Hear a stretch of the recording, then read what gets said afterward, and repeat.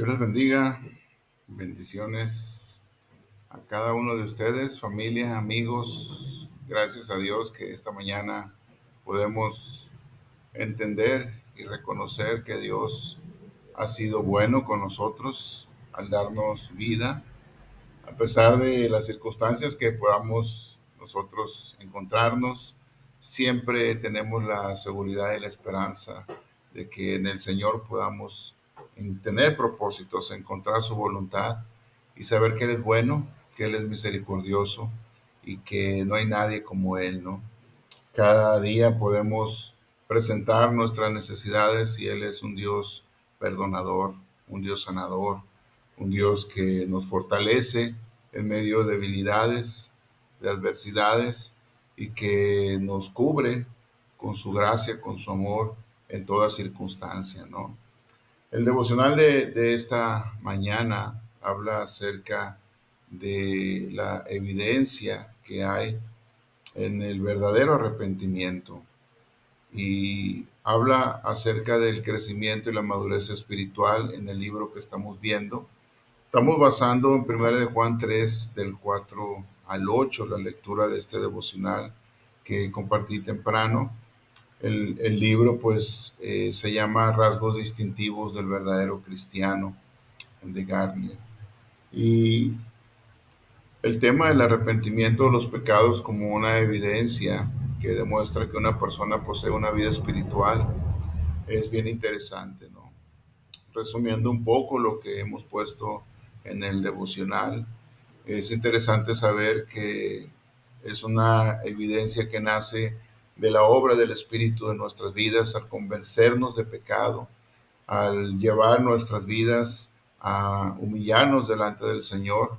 Nuestra carne propiamente nunca podría humillarse ella misma porque su naturaleza es contrario a el espíritu, dice la palabra. La carne es contrario al espíritu. Tiene que ser la obra de regeneración del espíritu en nosotros, dándonos ese toque, esa luz, ese momento para poder humillarnos a Dios y arrepentirnos de nuestros pecados, ¿no? El pasaje clave en el versículo 4 de 1 de Juan 3 dice que todo el que practica el pecado, eh, y el pecado que es practicado es una violación de la ley, ¿no? Y al poder violarse esa ley, al poder nosotros invalidar la verdad de Dios, caemos verdaderamente en la ofensa a Dios. Un corazón que ha sido iluminado, dice, y renovado por el Espíritu Santo no puede pensar en la práctica del pecado sin quedar apesadumbrado y sin sentir un profundo dolor ante su inminente traición a Dios. Más que a los hombres, nuestra fidelidad debe ser a Dios. Más que nuestra obediencia a las personas, nuestra obediencia debe ser a Dios. Por eso es importante nuestra comunión con Dios desde el momento en que el Espíritu obra en nosotros para arrepentimiento, el poder caminar y militar siempre guiados por su Espíritu. Ahora, sigue el apóstol Juan, en el versículo 5, en la Nueva Biblia de las Américas, diciendo: ustedes saben que Cristo se manifestó a fin de quitar los pecados, y en Él no hay pecado. Siempre el señalamiento del pecado va a estar sobre nosotros, en nuestros errores, en aquellas cosas que de alguna manera nosotros cometemos como faltas, que son errores y pecados ante el Señor. Pero todo el que permanece en Él, dice el versículo 6, no peca. Todo el que peca ni lo ha visto ni lo ha conocido. Entonces, el asunto interesante aquí es permanecer en Cristo, estar en Él, porque Él es el que no peca, Él es el que no tiene pecado.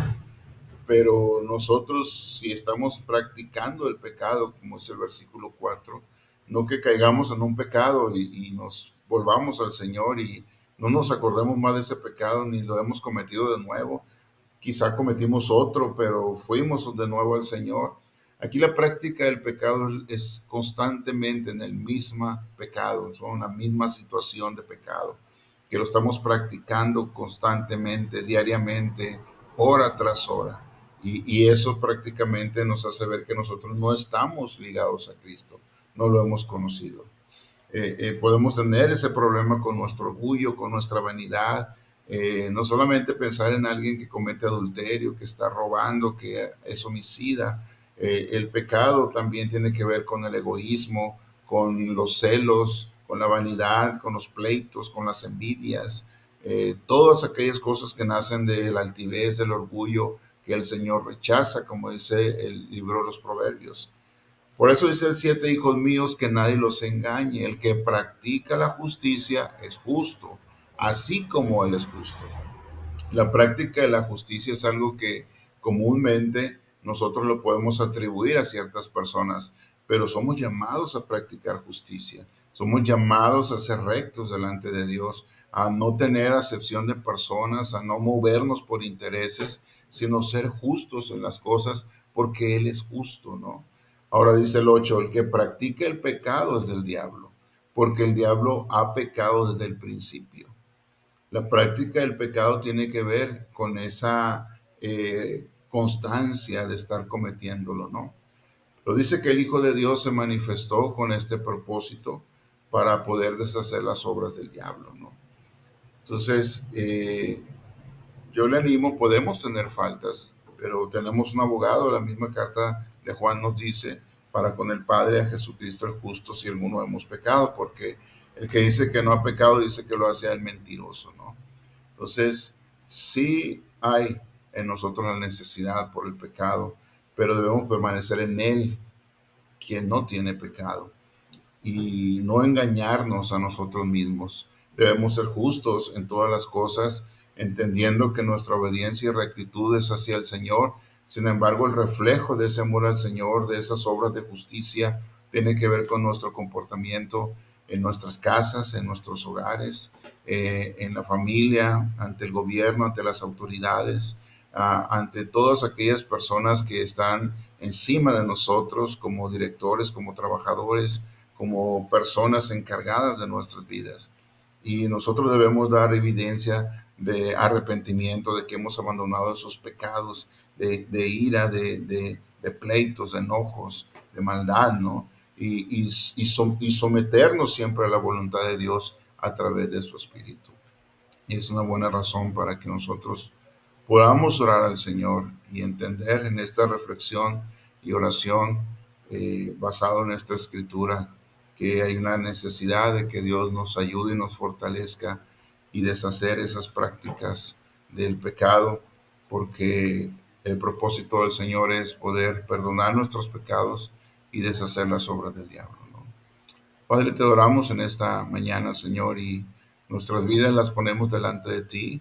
Reconocemos que somos débiles, que hay flaquezas, que hay muchas cosas que no las entendemos, que no las conocemos, y hay muchas faltas en nuestras vidas que se transforman en pecado cuando te ofenden, cuando violamos tu palabra, cuando podemos transgredir la ley, como dice la Escritura.